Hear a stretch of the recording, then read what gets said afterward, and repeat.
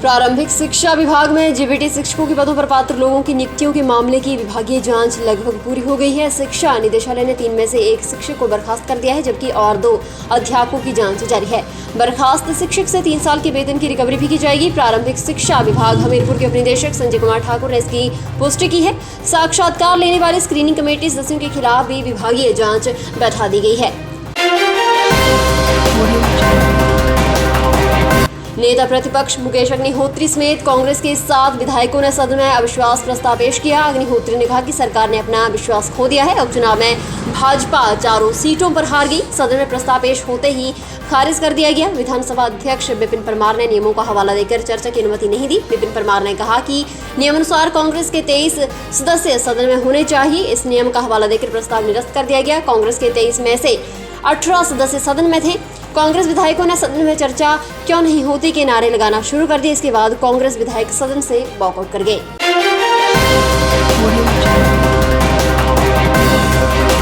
हिमाचल प्रदेश के ration card धारक उपभोक्ताओं को डिपो में जनवरी में और सस्ता सरसों का तेल मिलेगा। खाद्य आपूर्ति निगम ने सरसों तेल टेंडर की फाइनेंशियल बिड खोल दी है। सब्सिडी के साथ उपभोक्ताओं को ये खाद्य तेल 158 रुपये प्रति लीटर के हिसाब से मिलेगा।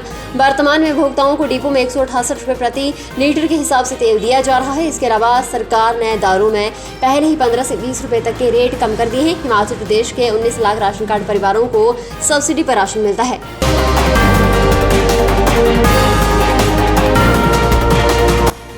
हिमालय रेंज के करीब 9000 से अधिक ग्लेशियरों के लिए दिसंबर की बर्फबारी संजीवनी का काम करेगी। पिछले 4 दिन हुई बर्फबारी से ग्लेशियर न केवल टिकाऊ होंगे बल्कि कुल्लू और लाहौल स्पीति रेंज के ग्लेशियर के लगातार टूटने और पिघलने की गति को रोकेगी। हिमालय रेंज में 4 से 8 फीट तक बर्फबारी हुई है। लगातार तापमान बढ़ने, पर्यावरण और प्रदूषण से हिमालय क्षेत्र में ग्लेशियर ग्लोबल वार्मिंग के कारण पिघल रहे हैं। जानकार बताते हैं कि दिसंबर और जनवरी में होने वाली बर्फबारी ग्लेशियरों को नया रूप देती है। तापमान बढ़ने और वायु प्रदूषण में हो रही वृद्धि से छोटे ग्लेशियर तेजी से सिकुड़ रहे हैं। हर साल करीब 20 मीटर का दायरा घट रहा है। ग्लेशियर के शोधकर्ता एवं जलवायु परिवर्तन वरिष्ठ वैज्ञानिक जेसी कुनियाल का कहना है कि नई बर्फ की चादर जमने से ग्लेशियर पर्यावरण संतुलन को भी बेहतर करेंगे। पांवटा साहिब के जंगल शराब के ठिकानों के लिए बदनाम हो रहे हैं। वन विभाग और पुलिस लगातार कार्रवाई भी कर रही है, लेकिन ये कारोबार रुक नहीं रहा। और फिर से पांवटा साहिब पुलिस ने बड़ी कार्रवाई को अंजाम देते हुए यहां के जंगल में बन रही करीब 1200 लीटर लाहण को नष्ट कर माफिया की कमर तोड़ी है। डीएसपी पांवटा साहिब वीर बहादुर से मिली जानकारी के मुताबिक शुक्रवार सुबह 6 बजे एएसआई यशपाल, एचएसआई वेद प्रकाश, पीएस पुरवाला और एसडीपीओ कार्यालय पांवटा साहिब की टीम, जिसमें एचएचसी राजेंद्र सिंह, कांस्टेबल विक्रमजीत, कांस्टेबल अरुण शामिल थे, ने ओगलावाला वन क्षेत्र में छापा मारा। इस दौरान थाना पुरवाला के छल्लूवाला में 3 अवैध शराब भट्टियों को नष्ट कर दिया गया। सब्सक्राइब करें हमारे YouTube चैनल को और ताज़ा खबरों की नोटिफिकेशन पाने के लिए प्रेस करें बेल आइकन को। सोलन के सप्तपुर में तार फैक्ट्री के समीप एक फार्मा उद्योग के गोदाम में देर रात भीषण आग लग गई। बताया जा रहा है कि आग लोकेश मेहता की बिल्डिंग के बीच वाली मंजिल में किराए पर रोमा फार्म के गोदाम में लगी। गोदाम में इंजेक्शन की खाली शीशियां और गत्ता होने के कारण पूरा गोदाम आग की चपेट में आ गया। गनीमत ये रही कि इसमें किसी तरह का जानी नुकसान नहीं हुआ। जानकारी प्राप्त होते ही दमकल विभाग की 2 गाड़ियां मौके पर पहुंची और आग पर काबू पाया गया। मौके पर एसडीएम सोलन अजय यादव, नायब तहसीलदार जगपाल चौधरी मौजूद रहे। हिमाचल प्रदेश में 3 महीने में सामान्य जाति वर्ग आयोग का गठन किया जाएगा। मुख्यमंत्री जयराम ठाकुर ने हिमाचल प्रदेश विधानसभा के शीतकालीन सत्र के पहले दिन सदन में इसकी घोषणा की। मुख्यमंत्री ने घोषणा देवभूमि क्षत्रिय संगठन और देवभूमि स्वर्ण मोर्चा के बैनर तले विधानसभा के बाहर लोगों के उग्र प्रदर्शन के बाद की। सीएम की घोषणा के साथ ही देवभूमि क्षत्रिय संगठन और स्वर्ण मोर्चा ने प्रदर्शन खत्म करने का निर्णय लिया। वहीं इसके बाद सामान्य प्रशासन विभाग की ओर से सामान्य वर्ग आयोग के गठन की अधिसूचना जारी कर दी गई।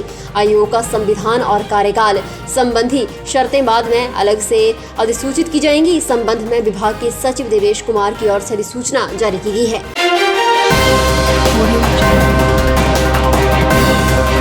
हिमाचल प्रदेश के हमीरपुर में स्थित राष्ट्रीय प्रौद्योगिकी संस्थान के विद्यार्थियों की देश विदेश की नामी कंपनियों में मांग बढ़ती जा रही है। शुक्रवार को BTech computer science and engineering के अंतिम वर्ष के 2 छात्रों विशाल श्रीवास्तव और निशित अत्री का अमेजॉन लंदन में 1.12 करोड़ रुपए के सालाना पैकेज पर चयन हुआ है। कंपनी ने उत्तर प्रदेश के रहने वाले इन दोनों को जॉब ऑफर लेटर जारी कर दिए हैं। दोनों छात्र अगले साल 2022 में अपनी डिग्री कोर्स को पूरा करने के बाद कंपनी में ज्वाइनिंग देंगे। बीते 6 महीने में एनआईटी हमीरपुर के आधा दर्जन छात्रों का चयन 1 करोड़ रुपए से अधिक के सालाना पैकेज पर विभिन्न कंपनियों में हो चुका है। 9 नवंबर 2021 को जिला हमीरपुर के रहने वाले प्रतीक भरत शर्मा का अमेजॉन बर्लिन से वार्षिक 1.12 करोड़ रुपए वेतन पैकेज के साथ ऑफ कैंपस प्लेसमेंट ऑफर मिला है।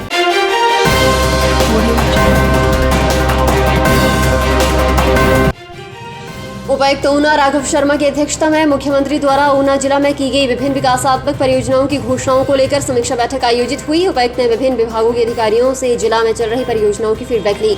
उन्होंने लोक निर्माण विभाग के अधिकारियों को उसमें अवधि रहते कार्य को पूरा करने के निर्देश दिए। उन्होंने कहा कि लघु सचिवालय ऊना का कार्य प्रगति पर चल रहा है और उसमें अवधि रहते कार्य पूरा होने की उम्मीद है। इसके अतिरिक्त उन्होंने बंगाणा में चल रही मिनी सचिवालय के बारे में विस्तृत जानकारी ली। उन्होंने गगरेट में बनने वाले एसडीएम कार्यालय की सभी औपचारिकताएं पूरी करने के भी निर्देश दिए।